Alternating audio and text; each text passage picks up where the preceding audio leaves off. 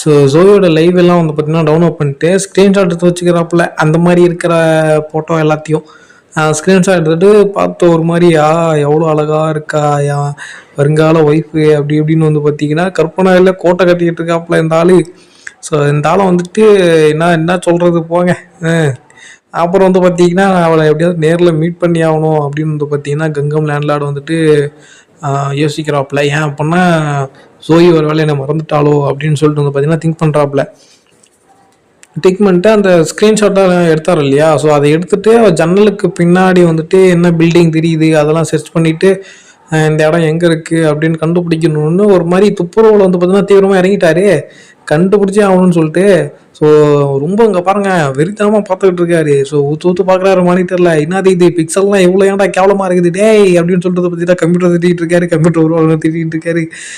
பரவாயில்ல.